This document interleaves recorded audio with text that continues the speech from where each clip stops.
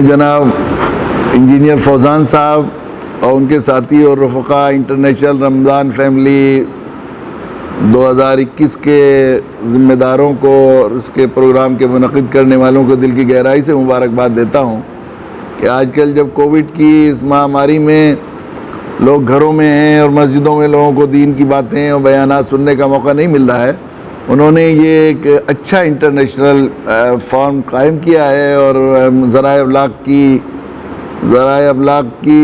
جو ہے نعمت سے فائدہ اٹھا کر لوگوں کے لیے سنہرا موقع فراہم کیا ہے کہ بڑے علماء اور مشاہیر کے بیانات سننے کا موقع ملا۔ میں بہت مشکور ہوں کہ مجھے بھی اس میں شریک کیا ہے، میں ان کے لیے بہت مشکور ہوں۔ اللہ تعالیٰ ان کو اپنی شان نشان جزائے خیر عطا فرما دے اور اس کے بہترین اور مثبت اثرات سننے والوں سامعین پر، ان کے گھروں پر، ان کے خاندانوں پر اللہ تعالیٰ رب العالمین۔ والصلاة والسلام على سید المرسلین وخاتم النبیین وعلى آلہ وصحبہ اجمعین ومن تبعهم بإحسان ودعا بدعوتهم إلى يوم الدین۔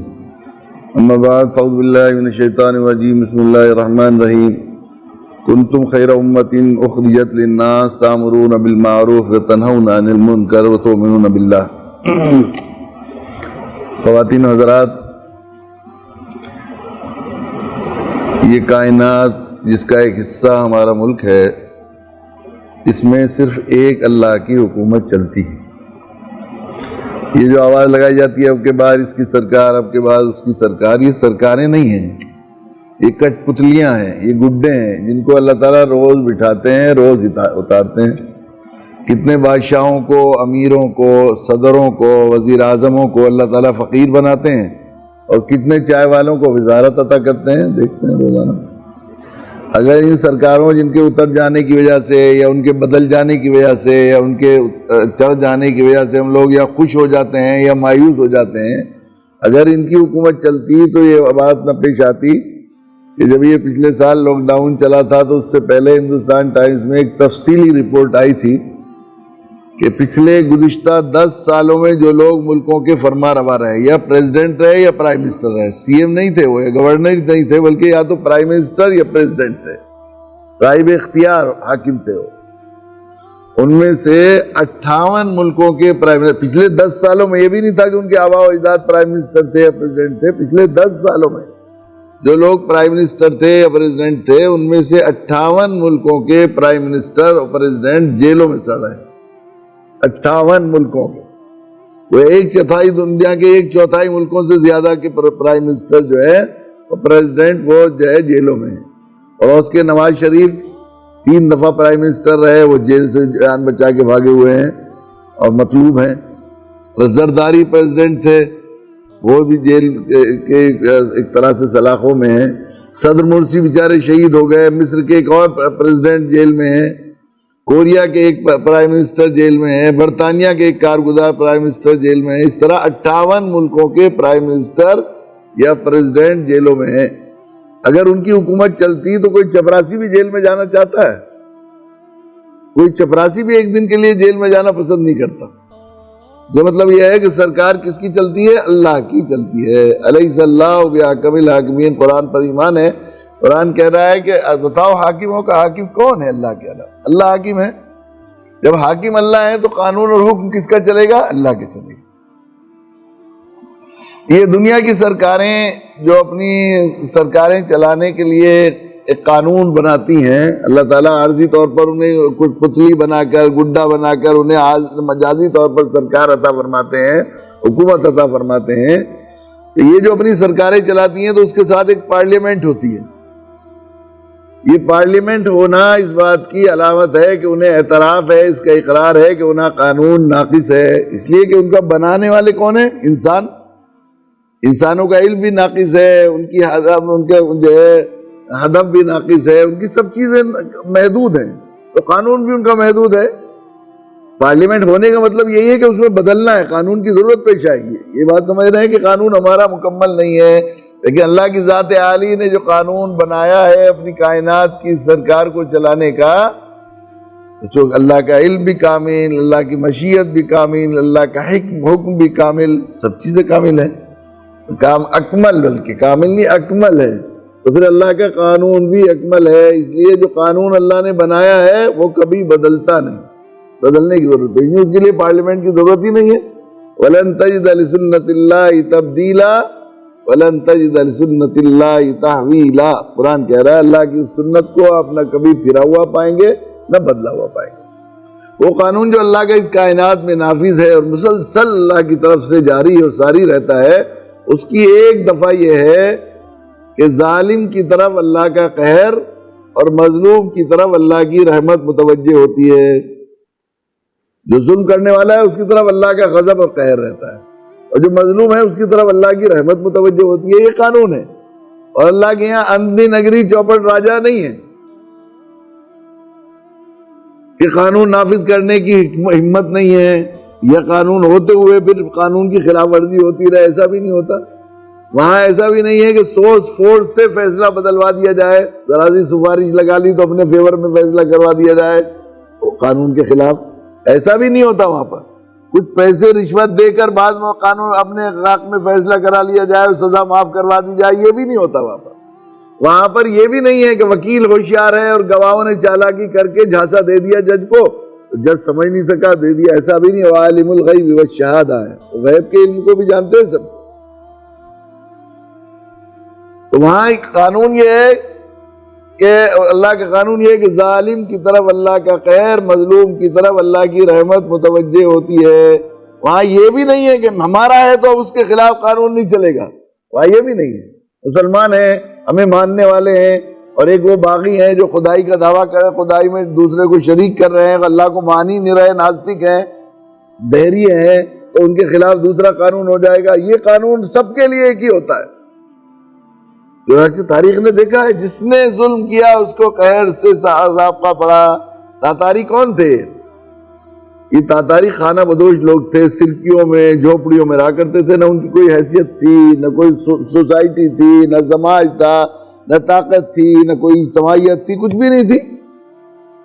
مسلمانوں کی خلافت چل رہی تھی، دبدبہ تھا پوری دنیا میں۔ حال یہ تھا کہ وہ جو ہے ایک بڑے حصے پر دنیا کے مسلمانوں کا وہ چل رہا تھا، تو وہ جو ہے ایک فتح کے زوم میں فوج واپس آ رہی تھی، تو جو تاتاری لوگ تھے بیچارے غریب، ان کی سرکیاں اور جھوپڑیاں ایک دریا کے کنارے پڑی ہوئی تھی، اور ادھر کو فوج گزرنی تھی، تو سپاہ سالار نے حکم دیا کہ ہماری فوج گزرے گی، یہاں سے سرکیاں جھوپڑیاں ہٹا لو۔ خانہ بدوش لوگ ہوتے ہیں تو جرائم پیشہ بھی ہوتے ہیں، کچھ نہ کچھ جمع رہتے ہیں، تو وہ اسی طرح کچھ بھی اپنی زندگی ان کا کچھ سوسائٹی تو ہوتی نہیں، وہ جو چاہے کرتے ہیں، کسی بھی طرح اپنے کھانے پینے کا انتظام جہاں سے مل گیا لوٹ مار کر لی، چرا لیا، کچھ کر لیا، اس طرح مشہور ہی تھے وہ۔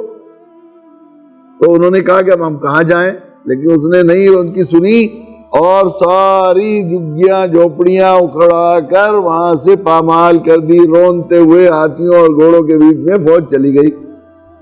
اب بڑے پریشان ہوئے، لوگوں نے کہا کہ حکومت مسلمانوں کی ہے، مسلمانوں کے انصاف ہوتا ہے، ظلم نہیں ہوتا، جا کے خلیفۃ المسلمین کے جا کے خدمت میں، امیر المومنین کی خدمت میں درخواست کیجئے۔ تو داتاری بوڑھا ایک دو لوگوں کو لے کر گیا دربار میں، تو خلیفہ نے بجائے یہ بات سننے کے ان کی انصاف حق کی بات، اس کی ذمہ داری تھی کہ وہ سنتا، اس نے اعلان کر دیا۔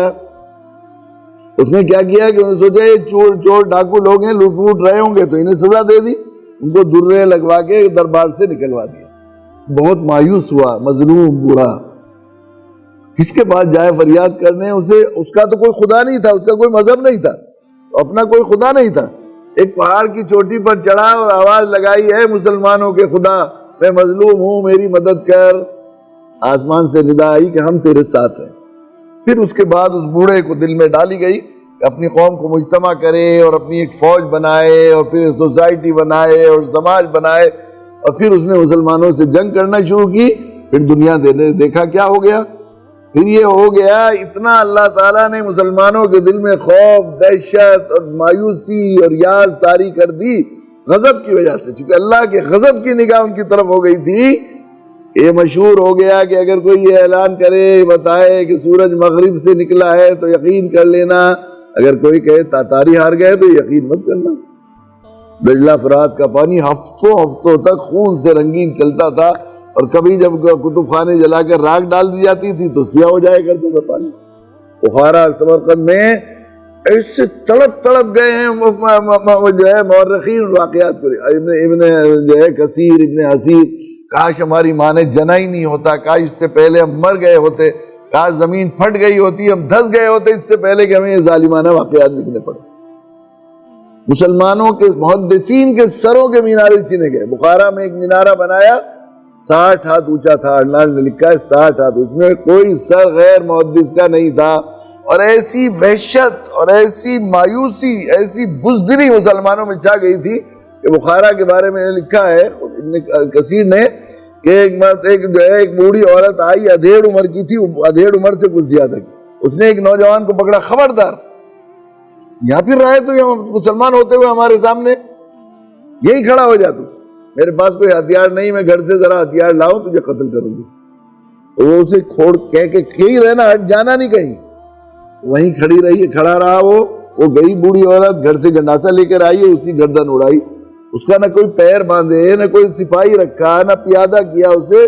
یہ کیا تھا؟ اس ظلم کی وجہ سے۔ تو قانون اللہ کا یہ ہے کہ ظلم کی وجہ سے اللہ تعالیٰ کا قہر متوجہ ہوتا ہے ظالموں کی طرف، اور اللہ تعالیٰ کی رحمت اور رحم متوجہ ہوتا ہے مظلوموں کی طرف۔ اقبال اتنے دن پہلے رونا رو کر گئے تھے کہ برق گرتی ہے تو بیچارے مسلمانوں پر۔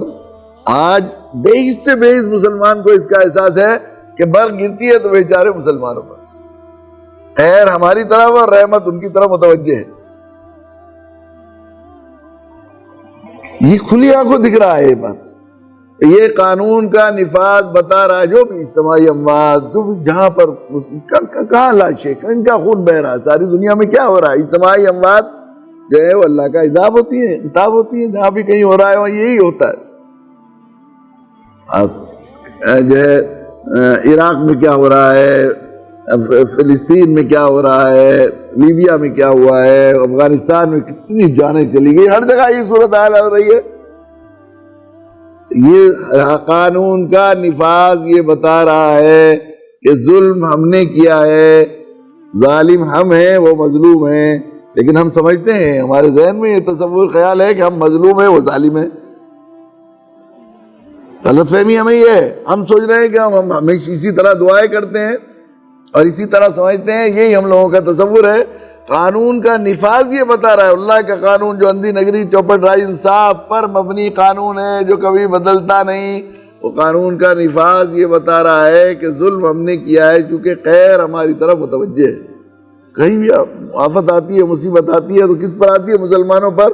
ہم لوگ چند سال پہلے حج کو حاضر تھے وہاں پر، تو حج کے ایام میں یہاں پرتاپ گڑھ میں ایک آشرم میں بھگدڑ مچی، اب چاہے 84 لوگ اس میں جانے چلی گئیں، 84 لوگ جانے چلی گئے۔ تو وہاں حج میں تھے ہم لوگ، تو وہاں حاجیوں میں یہ خبر گردش کر رہی تھی، اور بجائے اس کے کہ نبی رحمت اللہ علیہ کے امتی تھے ہم، ایک انسان کی جان بھی ناحق چلی گئی ہے تو بحیثیت انسان ہمیں درد ہونا چاہیے۔ اسلام یہ سکھاتا ہے، ایک ماں باپ کی اولاد ہے، کوئی کسی طرح سے چلی گئی تو ہونا چاہیے، کم سے کم یہ تو ہونا چاہیے کہ ایمان کے بغیر چلے گئے تو کتنی مشکل میں ہیں بیچارے، یہ تو ہونا چاہیے تھا بحیثیت مسلمان، مگر اس پس منظر میں نہیں چل رہی تھی، بلکہ ذکر یوں کر رہے تھے کہ کتنے لوگ تھے آشرم میں، کہ 10,000 تھے، 10,000 میں بھگدڑ مچ گئی، 84 لوگ مر گئے، یہاں تو لاکھوں لوگ ہوتے ہیں، 50 لاکھ اور 40 لاکھ ہوتے ہیں، یہاں پر کیسا نظام ہے، اور یہ اس طرح فقا۔ تو مجھے اسی وقت ڈر لگ رہا تھا کہ کچھ نہ کچھ اللہ خیر کرے، اگلے سال جو مینا میں واقعہ پیش آیا تو اندازہ کرنا مشکل ہے کہ کتنی جانیں چلی گئی، اور وجہ آج تک نہیں معلوم ہو سکی۔ ہم لوگ حضرت مفتی فاروق صاحب رحمۃ اللہ علیہ کی لاش کو تلاش کرنے کے لیے وہ جو ہے نور ہاسپٹل میں گئے، میں اور حضرت کے کچھ 2-3 لوگ تھے رفقا اور عزیز، تو ہم لوگوں نے 339 بکسیں دیکھے جن میں لاشیں تھیں تلاش کرنے کے لیے، تو ایک ہفتے تک ہوش ٹھکانے نہیں رہے ہمارے۔ 339 لاشیں دیکھے گا آدمی کا کیا حال ہو جائے گا؟ وہ تو سب سے کم لاشیں وہاں تھیں اس ہاسپٹل، 10 جو ہاسپٹلس کے اور فریزر بھرے ہوئے تھے اور کنٹینر وہ بھرے ہوئے تھے فریزر، ایسا حال تھا۔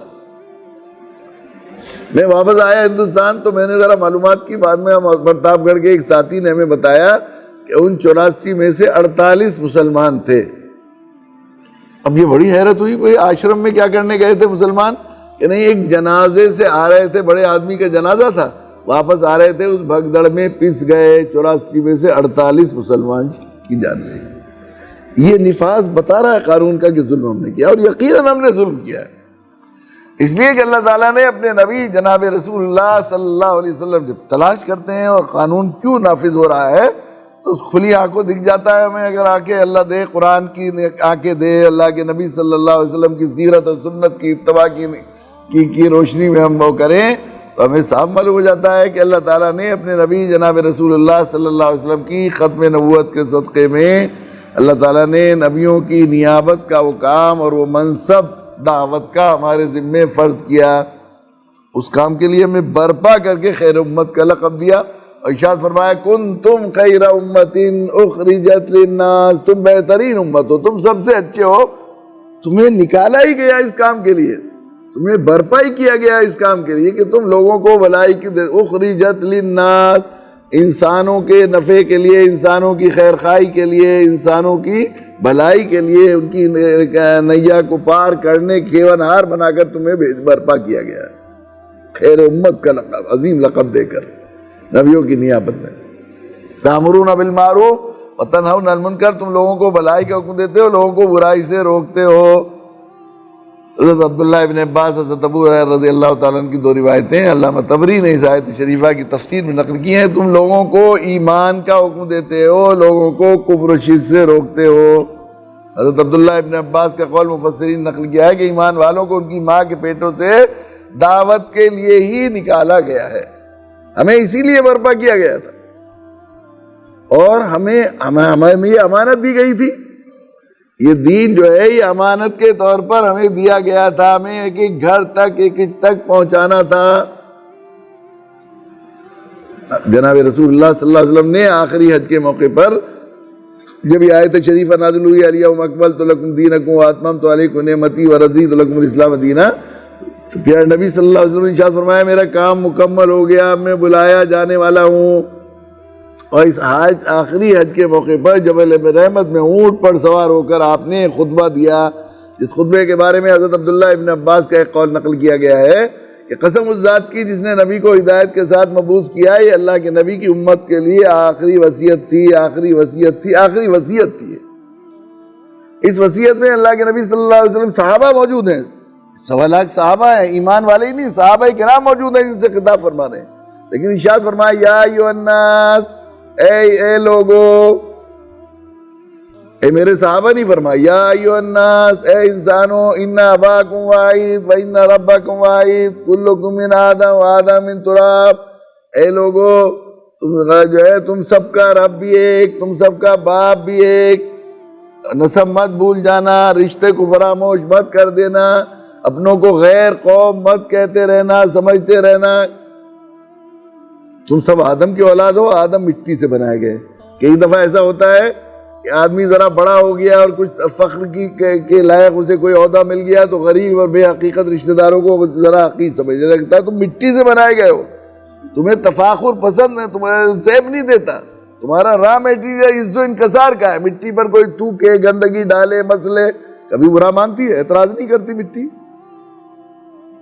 مٹی کے ہو تم، اپنی سرشت کو بھول مت جانا اور اپنے عزیزوں کو مت بھول جانا، رشتوں کو مت بھول جانا۔ پھر آپ نے پوچھا کہ تم سے میرے بارے میں سوال کیا جائے گا، کیا میں پہنچا چکا، میرے پاس جو امانت تھی تم تک پہنچ گئی؟ سب نے کہا بلغت الرسالہ وادیت الامانہ، بلا شبہ یا نبی اللہ پورا ادا کر چکے، پورا پہنچا چکے۔ پھر آپ نے فرمایا فلیبلغ الشاہد الغائب، یہ پوری امانت جو تمہیں دے کر جا رہا ہوں ان کی امانت ہے، جن کے پاس نہیں پہنچی ہے، جو حاضر ہیں وہ غائب تک پہنچا دیں، یہ دین امانت کے طور پر ہمیں دیا گیا ہے۔ اور ہمیں بار بار اس سبق کا مذاکرہ اور یاد دہانی کرائی جاتی ہے، روزہ اثر پر جب جاتے ہیں، آج تک بھی جب سلام پیش کرتے ہیں، ہمارے یہاں یہ عقیدہ ہے کہ اللہ کے نبی اپنی قبر اطہر میں حیات ہیں، اسی لیے تو جا کے سلام پیش کرتے ہیں وہاں پر، تو جو سلام کے الفاظ وہاں سکھائے جاتے ہیں ہر حاجی کو، چاہے اسے عربی آتی ہو نہ آتی ہو، الصلاۃ والسلام علیک یا حبیب اللہ، الصلاۃ والسلام علیک یا رسول اللہ، الصلاۃ اللہ کے نبی کے اور کچھ جو ہے صفات اور کچھ آداب کے ساتھ سلام پیش کر کے بعد پھر کہتے ہیں بلغت الرسالہ وادیت الامانہ ونصحت الامہ، یا نبی اللہ ہمیں یاد ہے وہ پیغام آپ کا جو آپ جبل رحمت پر دے کر گئے تھے، آپ پورا پہنچا چکے۔ آپ پوری امانت اور جو ہے امت کو کی خیر خواہی کا حق ادا کر چکے آپ. تو ہمیں یہ امانت دی گئی تھی لوگوں تک پہنچانے کی. ہمیں خواب میں بھی کچھ پتہ نہیں, ہمیں احساس ہی نہیں, کچھ یہ خیال ہی نہیں ہے. تو یہ بات ہے کہ پہنچانے میں کچھ کوتاہی ہو جائے یہ تو الگ بات ہے, لیکن ہمیں اس کام کے لیے پیدا کیا گیا ہے, ہمیں داعی بنا کر بھیجا گیا ہے, ہمیں نبیوں کی نیابت میں نبیوں کے کام کے لیے دنیا میں برپا کیا گیا ہے. ہمارے پاس کچھ ان کی ملکیت ہے, امانت ہے, ہمیں ان تک پہنچانا ہے. ان سے ہمارا کیا رشتہ ہے اس کا شعور امت میں نہیں ہے, اور اس کے نتیجے میں 1,54,000 روزانہ لوگ دنیا میں مرتے ہیں. ان میں سے 1,24,000 تقریباً کفر و شرک پر مر کر ہمیشہ دوزخ میں چلے جاتے ہیں. 1,24,000 تقریباً. ہر سیکنڈ میں 2 سے زیادہ بیٹھتے ہیں, ہر سیکنڈ میں 2 سے زیادہ روزانہ.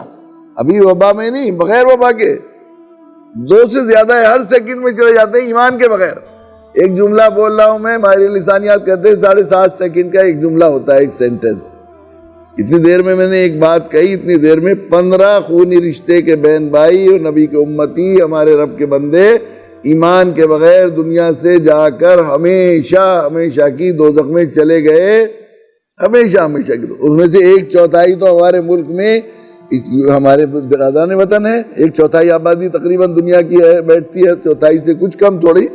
یہ تو یہیں سے بے دردی سے ان کی ارتھیاں جلائی جاتی ہیں. دیکھیے کیسے بے دردی سے جلائی جاتی ہے, اور انہیں ان کے کسی کے خواب میں بھی یہ بات نہیں ہے کہ ایمان اسلام کے بغیر نجات نہیں, لا الہ الا اللہ پڑھیں گے نہیں تو اللہ کے یہاں ہرگز جہنم سے بچ نہیں سکتے. کسی کو نہیں معلوم. تو یہ سمجھتے ہیں, ہم خود سمجھتے ہیں ہندوؤں کے لیے ہندو دھرم, مسلمانوں کے لیے مسلمان دھرم, الگ الگ دھرم ہے. دھرم ہی تو کہتے ہیں ہم بھی. مجھے یاد ہے وہ ماسٹر عامر تھے کرناٹک میں, تو ایک جلسے میں ان سے جو ہے کسی نے تعارف کرایا ان کا کہ یہ وہ ہیں جنہوں نے بابری مسجد کو سب سے پہلے کدال چلایا تھا, اور یہ ماسٹر عامر ہیں جو فلاں اتنی اپریل کو جو ہے 93 میں اتنی اپریل کو انہوں نے ہندو دھرم چھوڑ کر اسلام مذہب قبول کیا ہے. انہوں نے کہا مجھے ناظم جلسہ کے جو ہے تعارف سے اتفاق نہیں, میں نے کوئی دھرم ورم نہیں چھوڑا, میں نے ادھرم چھوڑا, دھرم قبول کیا. شرک اگر دھرم ہے تو تم دعوت کس بات کی دو گے؟ انہیں یہ بھی نہیں معلوم بیچاروں. بلکہ ان میں سے تو ایسا ہوتا ہے کہ ان کی 80-85 سال یا بوڑھی عمر میں جو لوگ مرتے ہیں تو 13 دن کے بعد 13 میں یا 10ویں میں, 10ویں کے الگ الگ طریقے ہیں ان کے یہاں شادی جیسی تقریب ہوتی ہے, بڑے باجے بجتے ہیں, دعوتیں ہوتی ہیں کہ نہیں. تو بیچارے, میں اکثر ذکر کیا کرتا ہوں کہ میرے پاس ایک خط رکھا ہوا ہے ہمارے والد صاحب کے, وہ تھے آڑتی لالا بشمبر پرشاد کھتولی کے, ان کے پوتے کا خط ہے کہ میرے دادا سورگیہ لکھا اس میں خط ہے میرے پاس. سورگیہ کا مطلب جنتی ہے. ایمان کے بغیر مرے, اسلام کے بغیر مرے تو کیا کہتا ہے ایمان ہمارا. سورگیہ لالا بشمبر پرشاد جی کا 83 سال کی آیو میں دیہانت ہو کر سورگواس ہو گیا ہے, یعنی وہ جنت الفردوس میں چلے گئے ہیں. دادا جی لمبے سمے تک دھرم پر جیوت رہے. اس اپلکش میں ایک سماروہ کا آیوجن کیا جا رہا ہے. بھوج پر سہادر آپ بھی آپنترت ہیں, یہ لکھا ہوا ہے.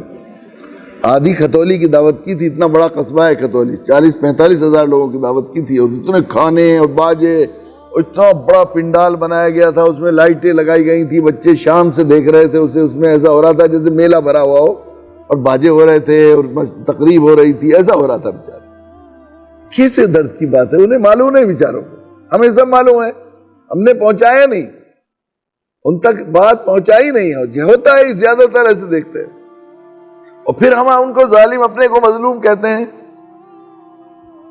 کتنا بڑا ظلم ہے, کتنی بڑی زیادتی ہے. اتنا بڑا اجتماعی ظلم کر کے ہم یہ امید کریں کہ اللہ کا رحم ہماری طرف متوجہ ہو, اور اگر غضب کے فیصلے ہونے لگے ہمارے خلاف, اللہ کی پکڑ آنے لگے, سزا آنے لگے, تو پھر ہم کفریہ کلمے پڑھیں, مایوسی کی باتیں کہیں, دوسری بات شکایتیں شکوے کریں. کون سا انصاف ہے اور کون سی حق ہے؟ ہم نے ظلم کیا ہے یقین, اور اس کا نتیجہ ہے یہ. اور یہ بات ہے کہ یہ جو نہا شاہ ولی اللہ اس کی وجہ سے ہم پس رہے ہیں. شاہ ولی اللہ رحمۃ اللہ علیہ نے لکھا ہے اس سال کے حالات پچھلے سال کے حالات کے مسلمانوں کے اعمال کی بدلی ہوئی شکل ہے. غیر مسلموں کے اعمال پر فیصلہ نہیں ہوتا. غیر مسلموں کے لیے تو جو جس بستی میں رہتا ہو، ملک میں رہتا ہو، وہاں کے رولر کو نہ مانے اور وہاں کے قانون کو نہ مانے تو وہ باغی اور غدار ہے. اور باغی غدار کی حیثیت کیا جو ان کو آخرت میں ہے سزا، یہاں نہیں ہے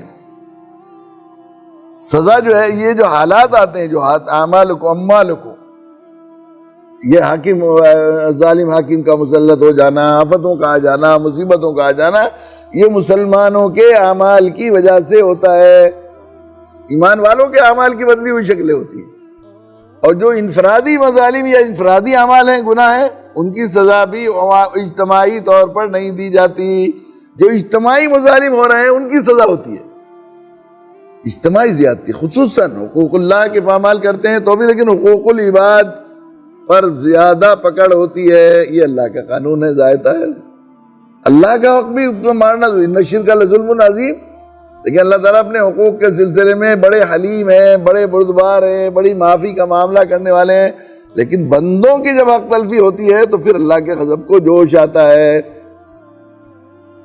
تو اگر ہم یہ چاہتے ہیں کہ اللہ کے غضب کے بجائے اللہ کی رحمت ہماری طرف متوجہ ہو، یا رمضان مبارک کی ان برکت کی ساعتوں میں، رحمتوں کی ساعتوں میں اللہ کی مقبولیت ہم حاصل کریں، تو سب سے ضروری ہے. دیکھیے یہ جو ہے موانع رحمت ہے. ظلم جو ہے اللہ کی رحمت کے لیے بڑی رکاوٹ ہے. اللہ کی طرف سے قبولیت مقبولیت بھی ہم چاہیں اور ظلم بھی کرتے رہیں، یہ دونوں چیزیں جمع نہیں ہو سکتی کسی حال میں. اجتماعی طور پر ہم ظلم بھی کرتے رہیں اور ظلم سے توبہ نہ کریں، اور توبہ کے وقت اس کا علاج صرف توبہ ہے. اور حقوق العباد کی توبہ جب ہوگی جب صاحب حق سے حق معاف کروائیں یا صاحب حق کو حق دیں، تب توبہ یہ مانی جائے گی. یہ حق ایسا ہے کہ وہ معاف بھی کروانا چاہے تو معاف نہیں کر سکتے، وہ ان کو حق نہیں ہے اس کا. اس پر ہے اجماع. اگر ساری میدان محشر میں سارے ہمارے برادران وطن اور غیر مسلم بھائی یہ کہہ دیں کہ ہمیں مسلمانوں سے کوئی شکایت نہیں ہے کہ انہوں نے ہمیں دعوت نہیں دی، ہم معاف کرتے ہیں، تو اللہ معاف نہیں کریں گے، تو صرف ادائی کرنے سے ادا ہوگا. تو ہم ظلم پر جمے رہیں اور ظلم کرتے رہیں اور پھر یہ امید کریں کہ اللہ کی طرف سے رحمت آ جائے گی، رمضان کی برکتیں ہمیں حاصل ہو جائیں گی، رمضان کی قبولیت حاصل ہو جائیں گی، اللہ ہمیں پیارا بنا لیں گے، اللہ ہمیں ولایت دے دیں گے، اللہ اپنا قرب دے دیں گے. کیسے ہو سکتا ہے؟ ایک ظالم کو اللہ تعالیٰ اپنا قرب دے دیں گے؟ ایک ظالم قوم کا فرد ہے اور توبہ نہیں کی ہے اس نے، اگر اس پر نادم شرمندہ بھی نہیں، اسے احساس بھی نہیں ظلم کا، بلکہ اپنے کو مظلوم کہہ رہا ہے، یہ تو اور بھی خطرناک صورتحال ہے.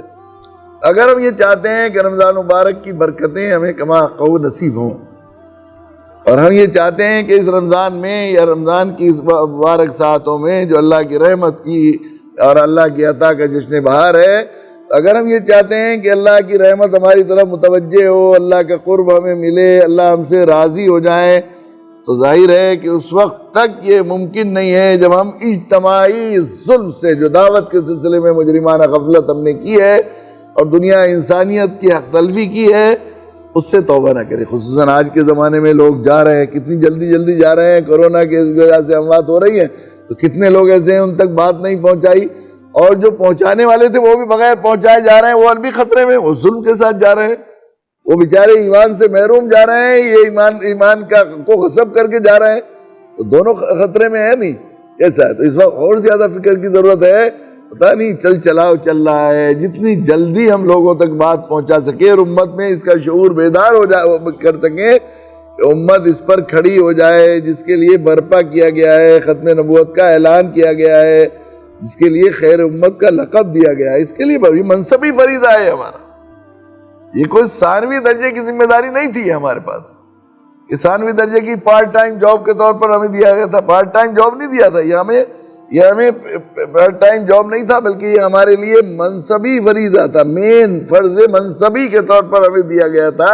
دعوت کو ہمارے لیے بھیجا گیا تھا. جس طرح ایک امام کا منصبی فریضہ 2-3 دن پہلے ذکر کیا تھا، امام کا منصبی فریضہ ہے امامت، ڈاکٹر کا منصبی فریضہ ہے علاج، ڈرائیور کا منصبی فریضہ ہے ڈرائیونگ، ٹیچر کا منصبی فریضہ ہے پڑھانا. اب سبھی کچھ کرے وہی نہ کرے، ٹیچر پڑھائے نہیں اور سب کچھ کرے، دوسرے کچھ بھی جرم کر لے، لیکن تعلیم کے کی ذمہ داری میں کوتاہی کرے گا تو ہرگز قابل برداشت نہیں ہوگی. یہ ہمارا منصبی فریضہ، اگر ہم سنجیدہ ہیں یقیناً اور اللہ کے ضابطے اور قاعدے اس پر ایمان ہے کہ اللہ کا قانون زمین پر نافذ ہوتا ہے اور وہیں سے فیصلہ ہوگا، دنیا پتے دھونے سے مسئلہ حل نہیں ہوگا، جہاں سے احکام نافذ ہو کے آئے ہیں وہیں سے بدل سکتے ہیں، حکام سے نہیں بدلتے حالات، حکام سے اعمال سے بدلتے ہیں۔ حکام کی حکومت آ جائے گی تو ہمارے حال کو خراب صحیح کر دے گی، وہ حکومت آ جائے گی تو ہمارے حالات کو صحیح کر دے گی، یہ نہیں ہوتا، اعمال سے بدلتے، اعمال سے۔ اگر ہم خاص طور سے حقوق العباد کا یہ اجتماعی ظلم جو ہم نے کر رکھا ہے، اس سے جب تک توبہ نہیں کریں گے، اللہ کا قرب کا خواب دیکھنا یا امید کرنا اللہ کی ولایت کی، اللہ کی محبت کی، اللہ کا محبوب بننے کی، یہ بالکل عبث ہے۔ اللہ تعالیٰ ہمیں توفیق عطا فرمائے کہ ہم لوگ اس گر کو سمجھیں اور اجتماعی طور پر امت میں شعور بیدار کرنے کی کوشش کریں۔ دیکھیے ایک بات اور بھی ہے، یہ سمجھ کچھ ہم لوگ لگے ہوئے ہیں، دوسرے لوگ دعوت کا کام نہیں کر رہے، ظلم کر رہے ہیں، اگر اللہ قرآن یہ نہیں کہتا، ہمارے ہاں اسلام میں یہ نہیں انفرادی، حضرت مولانا فرمایا کرتے تھے، میرے حضرت والا حضرت مولانا علی میاں نور اللہ مرقدہ، کہ مطمئن ذاتی زندگی، مطمئن ذاتی زندگی کسی مسلمان کی زندگی نہیں ہو سکتی، خود غرضی کی زندگی، بس میری نماز، میرا روزہ، میں ٹھیک ہوں، مجھے کچھ نہیں، یا میں اکیلا دعوت پر کام کر رہا ہوں، اگر میں دعوت کا کام بھی کر رہا ہوں یہ بھی مسلمانی زندگی نہیں ہے، بلکہ ایک من رأى منکم منکرا فلیغیرہ بیدی، اللہ کے نبی صلی اللہ علیہ وسلم فرمایا جو دیکھے سامنے منکر کو ہوتا ہوا دیکھ کر تو اسے اگر ہاتھ سے روک سکے تو ہاتھ سے روکے، لم تستطع فبلسانی، اگر نہیں ہو سکتا تو زبان سے روکے، اگر اتنا بھی نہیں ہو سکتا فبقلبی وذالک اضعف الایمان، کم سے کم دل سے برا جانے، اپنی وسعت بھر کوشش کرے۔ منکر کو دیکھ کر اگر کوشش نہیں کی اور جدوجہد نہیں کی اور خرابی ہوتی رہی اور ہم ان کے ساتھ رہتے رہے، ملتے رہے، جلتے رہے، تو پھر قرآن نے لعن الذین کفروا من بنی اسرائیل علی لسان داؤد و عیسی ابن مریم ذلک بما عصوا وکانوا یعتدون کانوا لا یتناہون عن منکر فعلوہ، یہ فرمایا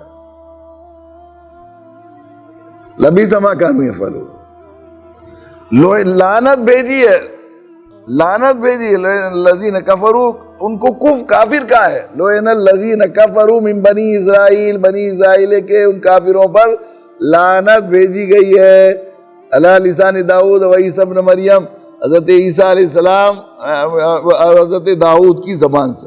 علماء نے لکھا ہے مفسرین نے کہ یہ دونوں انبیاء علیہ السلام ان کا امتیاز اور اختصاص دوسرے نبیوں کے مقابلے میں آخری درجے میں مشفق اور شفقت کا تھا، بہت رحم دل وہ تھے۔ حضرت عیسیٰ علیہ السلام کا تو قول بائبل میں لکھا ہوا ہے کہ اگر تیرے دانے گال پر کوئی چاٹا مارے تو دوسرا گال اس کے سامنے کر دے تاکہ اسے تسلی ہو جائے، وہ کلیجہ ٹھنڈا ہو جائے، لے بھئی اپنا دل ٹھنڈا کر لے، ایسا مزاج تھا حضرت عیسیٰ، ایسے نبی کی زبان سے لعنت بھجوائی۔ حضرت داؤد علیہ السلام بھی انتہائی نرم مزاج اور نرم دل تھے، ان سے بھی رسالہ داؤد علیہ السلام۔ قانون ان کی کفر کیا تھا؟ ان کا کفر یہ نہیں تھا کہ وہ کافر تھے، اللہ کا انکار کرتے تھے یا کتاب کا انکار کرتے تھے، اس سے منع کرتے تھے۔ کانوا لا یتناہون عن منکر فعلوہ، ان کے سامنے منکر ہوتے تھے وہ روکتے نہیں تھے، اپنی وسعت بھر کوشش نہیں کرتے تھے۔ لبئس ما کانوا یفعلون، کیسا برا کرتے تھے وہ، کتنا برا کرتے تھے۔ ان کا یہ نہیں تھا کہ وہ خود کفر کرتے تھے، ان کا کفر یہ تھا کہ کفر ہوتے ہوئے دیکھتے تھے، روکتے نہیں تھے۔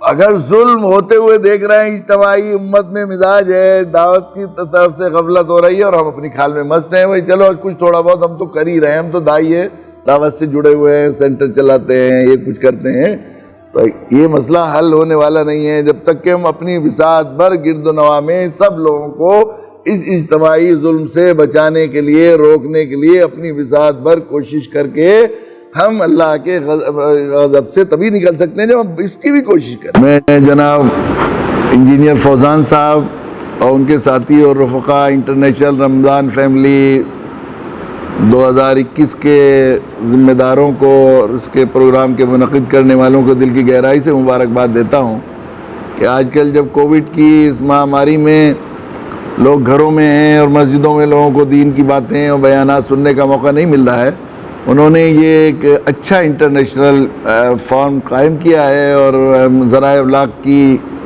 ذرائع ابلاغ کی جو ہے نعمت سے فائدہ اٹھا کر لوگوں کے لیے سنہرا موقع فراہم کیا ہے کہ بڑے علماء اور مشاہیر کے بیانات سننے کا موقع ملا. میں بہت مشکور ہوں کہ مجھے بھی اس میں شریک کیا ہے. میں ان کے لیے بہت مشکور ہوں. اللہ تعالیٰ ان کو اپنی شاہ نشان جزائے خیر عطا فرما دے اور اس کے بہترین اور مثبت اثرات سننے والوں سامعین پر، ان کے گھروں پر، ان کے خاندانوں پر اللہ تعالیٰ مرتب فرمائے.